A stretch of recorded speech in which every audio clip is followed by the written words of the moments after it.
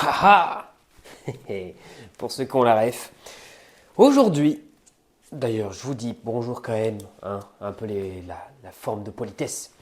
Aujourd'hui, pas de problème de son, pas de problème d'image. Aujourd'hui, on va s'attaquer à la racine carrée de i, partie 2. Donc, ceux qui n'ont pas vu la partie 1, eh ben, vous n'avez pas vu la partie 1. Allez la regarder, vous allez voir, vous allez vous régaler. Aujourd'hui, on va calculer la racine carrée de i différemment. On ne va pas utiliser la forme exponentielle parce que c'est de la triche. Et oui, quand on connaît les angles remarquables, ça se fait tout seul. Mais quand on ne les connaît pas, ce qui constitue 80% du temps, on est un peu embêté. Et il faut passer à l'ancienne. Et c'est comme ça qu'on va procéder. Alors, donc on veut calculer la racine carrée de i. Alors comment on procède? Comme la dernière fois, posons w au carré égale à i avec w, on va l'appeler oméga, ce sera plus simple. Oméga égale a plus ib avec ab appartenant à R2 à différentes zéros. On voit bien, c'est nickel. Alors, j'espère que ma caméra ne va pas être dissidente. J'espère que tout va bien se passer. Parce que quand il y a un problème technique et qu'on s'en aperçoit au montage, je vous dis, vous perdez du temps. Vous perdez 20, 30, voire 40 minutes. Et j'ai même fait une vidéo parfaite, nickel, tout va bien. Les explications sont top, limpides, simples, claires comme de l'eau de roche. Le cours dure 1h30 sur le second degré. Ça regroupe absolument tout le programme du lycée vis-à-vis du second degré. Ça récapitule tout et ça explique bien. Tout est nickel, c'est carré. On marche sur un fil de la perfection. Sauf que, au moment du montage, je mets le fichier dans le logiciel et qu'est-ce que je ne m'aperçois pas? La caméra qui est dissidente. La caméra qui fait un autofocus. Sauf que l'autofocus, un coup elle le fait sur moi, un coup elle le fait sur le tableau, un coup elle le fait sur moi, un coup sur le tableau, un coup sur moi, un coup sur le tableau, un coup sur moi, un coup sur le tableau. Voilà.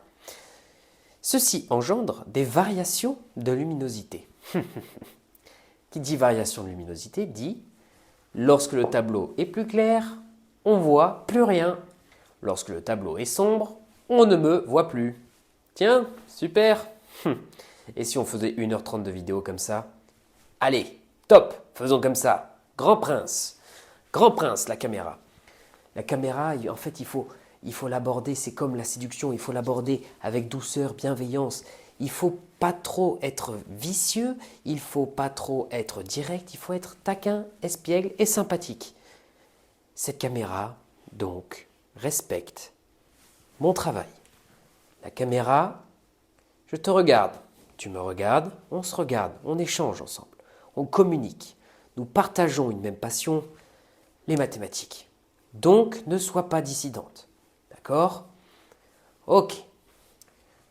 Donc, si tu es flou, je te balance par la fenêtre. Oubliez la comparaison avec les relations, du coup. Parce que là, c'est pas très... Si tu es chou, je te balance... Bon, je te balancerai pas par la fenêtre, tu vas quand même coûter 1300 balles. Bon, bref, je suis en train de vous raconter ma vie, comme d'habitude. De toutes les façons, vous aimez bien ça. Avec oméga égale a plus ib. Donc, oméga au carré, qui est égal à boum au carré, a plus ib. Doit être égal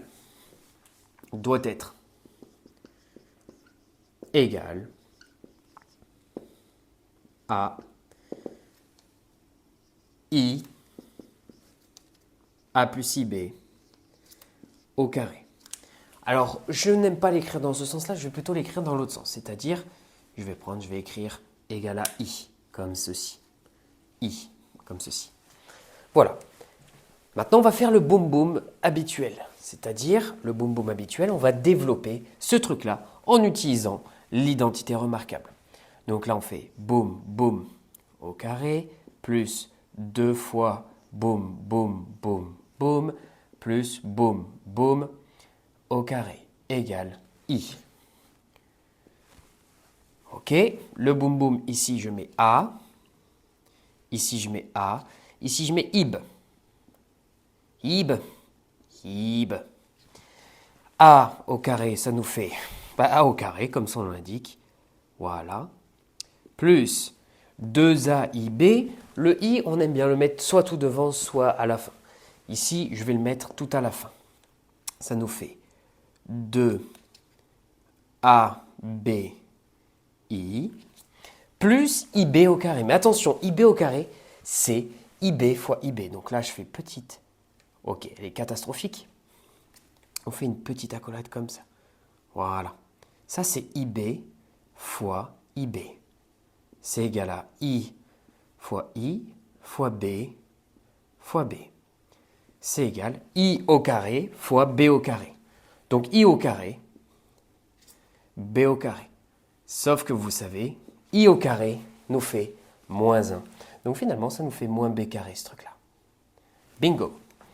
1 carré plus 2 ABI moins B au carré égale à I. Et là, on va utiliser un truc classique qui est de dire que deux nombres complexes sont égaux si et seulement si ils ont la même partie réelle et la même partie imaginaire. Quelle est la partie réelle de I? C'est 0. On est d'accord? Ça nous fait bien 0 plus 1 I. 0 étant la partie réelle, 1 étant la partie imaginaire. Donc, le système. Je vais vous faire une petite phrase. On en déduit le système. Comme la dernière fois. Alors plutôt comme la vidéo de la racine carrée de 1 plus 3i, je crois. On en déduit le système. Quel système? Je vais vous l'écrire ici. Partie réelle de lui, c'est a carré moins b carré. Partie réelle de lui, c'est 0. Du coup, ça nous fait a carré moins b carré égale à 0.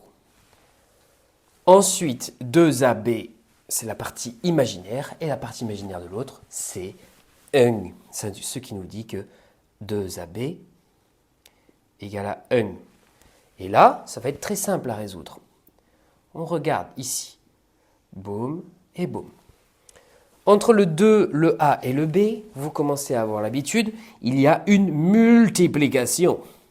Ça rime avec simplification, mais ce n'est pas ça qu'on va utiliser, puisque lorsqu'on veut isoler un des trois trucs, ici, il n'y a que des fois. Donc lorsqu'on va le faire passer de l'autre côté, ça va devenir une division. Du coup, nous écrivons, si on veut isoler le A, et c'est ce qu'on va faire ici, le A va être isolé, du coup, je dois faire passer le 2 et le B de l'autre côté, mais vu que c'est en fois, il devient divisé. Ça nous fait A égale 1 sur 2B. Ce A, avant de l'injecter, ici, A carré moins B carré. A carré moins B carré, A carré moins B carré, A carré moins B carré, ça vous dit quelque chose. Ça, automatiquement, lorsque vous voyez ça, vous devez penser à la troisième identité remarquable. Je donne des numéros, mais on ne les apprend pas tous dans le même ordre. Donc, ça, c'est littéralement l'identité remarquable suivante. A moins B, facteur de A plus B. Je vous invite vraiment à regarder la vidéo sur les identités remarquables parce qu'elle vous donne une approche géométrique. Et donc, ça permet de mieux visualiser la chose et de mieux la comprendre, du coup, et intuiter surtout. Donc, A carré moins B carré, ça nous fait A moins B facteur de A plus B. Vu que c'est le égal 0, on peut factoriser comme ça et c'est gagné, c'est joli, c'est bien, c'est sexy. Là, c'est un régal. Le A, j'ai plus qu'à le remplacer par 1 sur 2B. Ce que je vais faire juste maintenant. Boum, boum. Alors, vous remarquez, je divise par B. Donc, je vais dire que B est différent de 0. J'ai dit A est différent de 0, mais B sera différent de 0. Dans tous les cas, ça n'a pas grande importance étant donné qu'on va trouver deux valeurs et on va pouvoir en déduire quelque chose d'intéressant. Donc, A égale 1 sur 2B, lui, pas bougé. Par contre, l'autre, et là le B, je vais le mettre en rouge maintenant. Par contre, lui, petite seringue, je prends la seringue je prélève avec la pipette là, hop, et j'injecte. Boum. Je transforme le A en 1 sur 2B. Petite seringue. À chaque fois que vous voyez du A, vous le transformez par 1 sur 2B. Donc ça nous fait, parenthèse, 1 sur 2B. Le B, je vais le mettre en rouge pour plus de clarté, de lisibilité. Moins B, boum, boum, 1 sur 2B, plus B. Boum, égale à 0. Qu'est-ce que ça raconte? Ici, on a un produit de facteurs, un produit de deux gros trucs. En gros, ici, c'est le calcul de l'aire d'une rectangle. Non, le calcul de l'aire d'un rectangle. Longueur que multiplie largeur. Longueur que multiplie largeur. On est en train de dire l'aire d'un rectangle est égale à 0. Qu'est-ce que ça veut dire? Bon, ça veut dire qu'il n'y a pas de rectangle. Oui, mais qu'est-ce que ça veut dire s'il n'y a pas de rectangle? Ça veut dire soit sa longueur est égale à 0, soit sa largeur est égale à 0. Et ici, on ne sait pas. Donc il va falloir le travailler au corps. Du coup, je vais reprendre cette partie et je vais la reprendre ici. Si on est dans le champ, oui. Donc cette partie, je vais la reprendre, boum, juste ici. Ouais, c'est bon, on voit bien. Donc, ça nous fait, on a soit 2 points, 1 sur 2b moins b égale à 0. On a 2 points, je ne vais pas mettre le soit, ou 1 sur 2b plus b égale à 0. Ici, vous trouvez automatiquement que b égale, vous faites passer le moins b de l'autre côté, il devient plus b et égale 1 sur 2b. Voilà. Et là, en réalité, il suffit, le sur 2b passe de l'autre côté, c'est une division, passe de l'autre côté devient multiplication, et ça nous fait 2b carré égale à 1. Ici, entre le 2 et le b, puisque 2b fois b, ça nous fait bien 2b carré. Entre le 2 et le b, il y a un fois, donc passe de l'autre côté, devient divisé 1 demi. Et là, on va pouvoir trouver juste après. Ensuite, l'autre côté, celui-ci, cette solution-là. Donc lui, je vais l'appeler 1 et lui, je vais l'appeler 2. Cette solution-là, on va faire passer pareil le b de l'autre côté. Ça veut dire quoi? 1 sur 2b égale moins b. Très bien. Le sur 2b passe de l'autre côté, devient fois 2b. Disparition. Pareil que tout à l'heure, b fois b, ça nous fait b au carré. Le 2 passe de l'autre côté, devient divisé. Voilà. Et ça nous fait moins b carré égale 1 demi. Et c'est à ce moment précis où il faut prendre un petit peu de recul. B est un nombre réel. Donc quand tu multiplies deux nombres réels entre eux, tu obtiens forcément un nombre positif. Qu'il soit négatif, moins par moins plus, ou qu'il soit positif, plus par plus, plus. Quand tu mets un nombre réel au carré, tu obtiendras toujours un nombre positif. B, ici c'est écrit juste là, B appartient à R. B est un nombre réel. Il ne peut pas donner un résultat négatif. Pourquoi? Ici, je fais passer le moins de l'autre côté. B carré égale moins 1 demi. On ne peut pas avoir ça, ce n'est pas possible. Un carré, toujours positif. Vous le savez, vous l'avez déjà appris. Donc ici, ça c'est impossible. Le ou n'a pas lieu d'être. Puisque le b carré égale moins 1 demi, c'est impossible. Impossible. Impossibile. Si c'est impossible, ça signifie en particulier qu'on n'a que le 1. Du coup, ça, je peux effacer puisque ça n'existe pas. Lui, la partie n'existe pas, ce n'est pas possible. Ça, c'est impossible. Enfin, égale 0, impossible. Impossible, comme on l'a vu. Voilà. Donc ici, je vais reprendre tranquillou mon calcul de solution. Vous faites passer le b de l'autre côté, comme je vous disais, égale 1 demi de b. Voilà. Ça nous fait b carré égale 1 sur 2. Voilà. Tranquillou. Ensuite, ici, vous faites passer le 1 demi de l'autre côté, vous allez voir. Bon, là, j'abuse un petit peu, il suffit juste d'appliquer la racine carrée pour avoir la solution. Mais j'ai envie de me régaler un petit peu puisque on a encore pas mal de temps devant nous. Ici, le b au carré moins 1 demi i égale à 0. Ça, c'est à nouveau l'identité remarquable de tout à l'heure, a carré moins b carré. Pourquoi? Parce que si je vous mets une bonne grosse racine là, sur la bonne grosse tête de ce 1 demi, et que je la mets au carré, bah ça ne change rien. Le carré fait péter la racine, oui. Mais là, du coup, nous avons b au carré moins machin au carré, et ça nous fait l'identité remarquable. Donc ça nous fait b moins racine de 1 demi, facteur de b plus racine de 1 demi. Les deux sont valables. Là, on peut avoir b négatif. Ce n'est pas un problème, b est un nombre réel. Donc, en particulier, b égale racine de 1 demi ou b égale moins racine de 1 demi. Autrement dit, ça, je vais le condenser en un seul calcul. Je vais juste mettre un bon plus ou moins devant. Comme ça, on a juste une solution. Pour ceux qui ne sont pas forcément à l'aise avec l'identité remarquable, avec cette technique de Marlowe ici, vous avez juste à faire péter le carré avec la racine. Et quand vous faites une racine, il y a toujours deux solutions, plus et moins, en fonction du domaine de définition sur lequel vous étudiez le truc.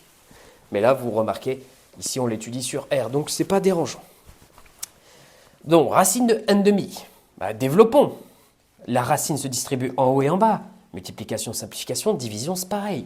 Donc ça nous fait plus ou moins racine de 1 sur racine de 2.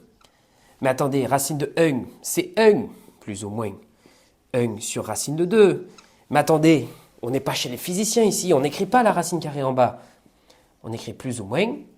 Ici, il faut multiplier par racine de 2 en bas, racine de 2 en haut, pour faire péter la racine d'en bas.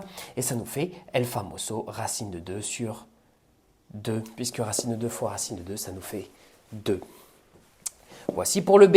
Et le A, on obtiendra un résultat analogue. C'est-à-dire, le A, je vais l'injecter ici. Il est juste là. Ah oui, je vais écrire de ce côté, voilà. Le A, ici, ça nous fait donc 1 sur 2, boum, 1. Non, du coup, racine de 2 sur 2. Allez, racine de 2 sur 2. Boum. Les deux s'en vont et ça nous fait encore 1 sur racine de 2. Mais attention, plus ou moins, bien sûr. 1 sur racine de 2 sur 2, donc 1 sur racine de 2, fois 2 bien sûr. Ici, ça nous fait racine de 2 sur 2, sans oublier plus ou minus, plus ou moins. Finalement, la solution, et c'est là que je vais encadrer ça, racine carrée de i égale w égale plus ou moins racine carrée de 2 sur 2 plus ou moins racine carrée de 2 sur 2 i. Et c'est là où vous kiffez, et c'est là où vous trouvez ça incroyable. Pourquoi? Parce que vous remarquez que pour définir la racine carrée de i, vous mettez du i. Je vais écrire plus joliment. Voilà, racine carrée de 2 sur 2 plus racine carrée de 2 sur 2 i, avec le plus ou moins. Voilà, et ça c'est sexy. Racine de i, il y a du i. Enfin, bon, bref, c'est logique, mais c'est juste, c'est incroyable, c'est fantastique. Moi, ça me régale tout ça. Et bien sûr, on remarque que c'est ce que nous avions trouvé avec l'exponentielle. Nous avions trouvé l'angle remarquable pi sur 4. Pi sur 4, ça marche très très bien. Et voilà, c'est tout pour cette petite vidéo. Vous voyez, c'était simple, clair, rapide, net et concis.